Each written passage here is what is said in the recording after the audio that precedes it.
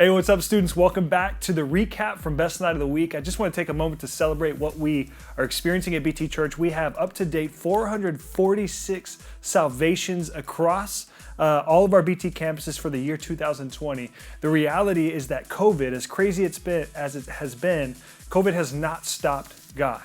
Now, the reality that we've talked about a lot during our quarantine season was that though COVID didn't stop God, it did stop many of us. And in this series called Free, we've been talking about the freedom that we have in God and really learning about what it means to live out this freedom in a world that seems to have gotten smaller and smaller. And in this fourth session that we had, we're talking about the freedom that we have to love. And in order to kind of talk about it, I just want to share a story with you really quick.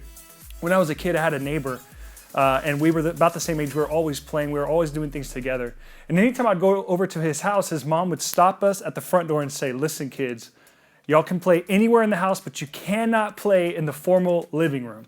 They had their den, they had they had their bedrooms, they had the kitchen, they had the garage, they had the basketball court, the backyard, all of that. We had everything available to us except for the formal living room. And the reason she did that was she had all of her valuables in there, all of her special like figurines,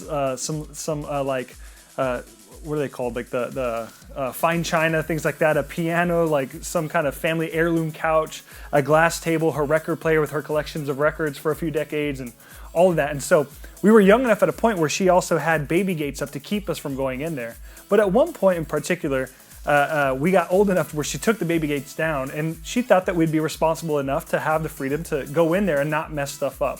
And as you could expect from a couple of little boys, we figured out pretty quickly that as we could go in there, we would go in there, and instead of treating the place with respect and being calm, we chose instead to use that as an opportunity to flex our newfound love of wrestling.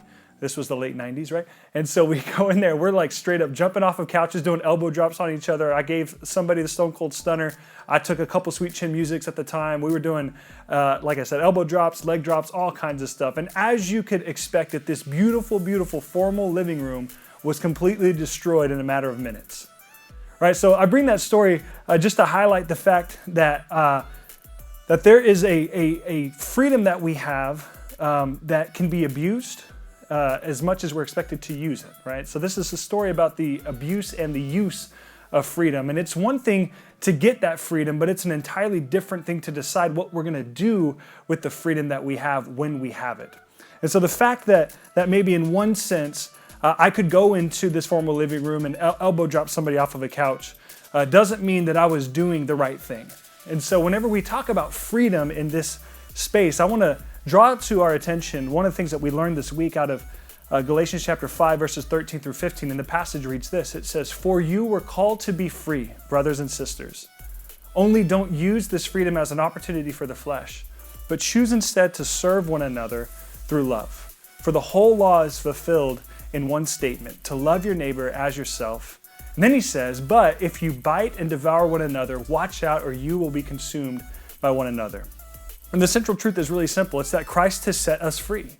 Christ has set us free to love. And the purpose of this freedom is to honor God in the way that we serve and love other people. You see, God desires his people to be living examples of his love to a loveless world.